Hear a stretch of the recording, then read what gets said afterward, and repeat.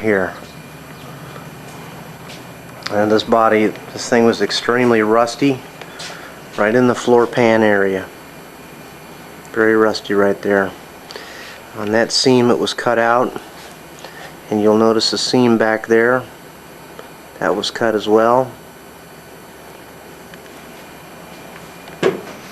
And this whole pan that I'm standing on now was replaced. This whole pan was replaced right here. Rockers were very solid, minimal rust if any. I'm currently involved in putting the dash together today. I have installed factory air conditioning on it, and I have mounted the evaporator, and the blower unit is in the trunk.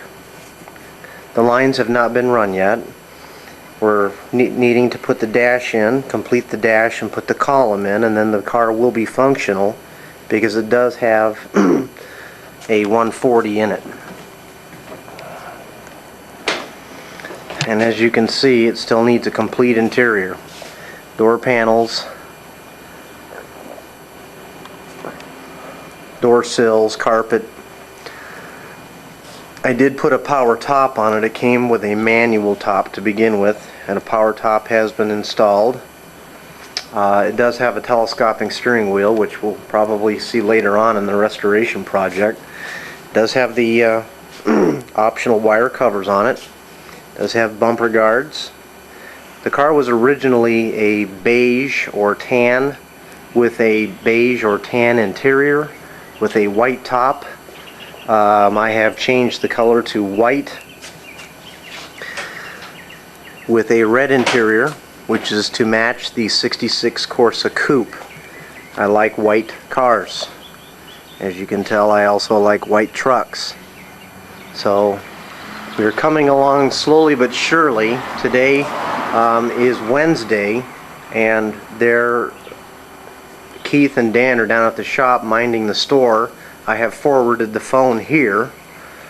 Give you just a little bit better look at the car. There was some body damage. The worst area hit was this corner right here. That area was smashed in quite a bit. I may still end up having some problems because the deck lid is not lining up correctly, and it's a little high in one corner, so there may have been some structural damage that was not detected before. The windshield that was installed was cracked when I put some trim on it, so I'm going to have to get another one of those. And there's a Southwest Corvair call. Now we are also in the process of doing the dash. The instruments have been taken. There's the instrument panel dash harness. All the dashes have been removed and the lenses were cleaned. We're getting ready to saw the hole for the left side air conditioning outlet. And here we have the speedometer and tachometer, which really sets the Corsas apart from all the other vehicles. Let's see. Basically, that's all we really have to report for today. It does have a stock 140 in it, which has a lot of blow-by, so I'm going to need to put another motor together for it. Tranny seems to be tight. Anyway, this is the area where I've been storing all the necessary parts, tools. You'll see I have some hubcaps up there. There's the condenser for the air conditioning yet to be installed, boot trim, and there's the glove box doors. So I'm going to get back to work.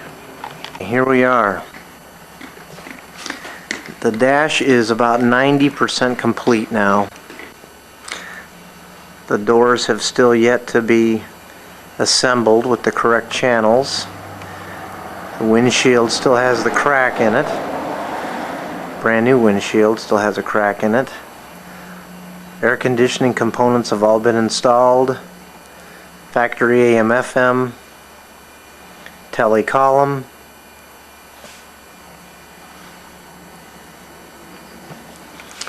And down below there, if you look real close, is the power top switch.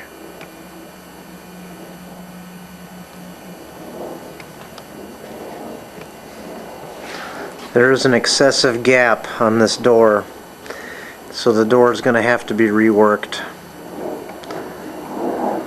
Not only that, there's a nice gouge in it from opening a 65 Monza door. Other than that, the car is totally functional. However, it still has the tired 140 in it. So that's going to be this month's project, is to rebuild another 140. Stick that guy in there. And we got most of the hood lines to match up and line up.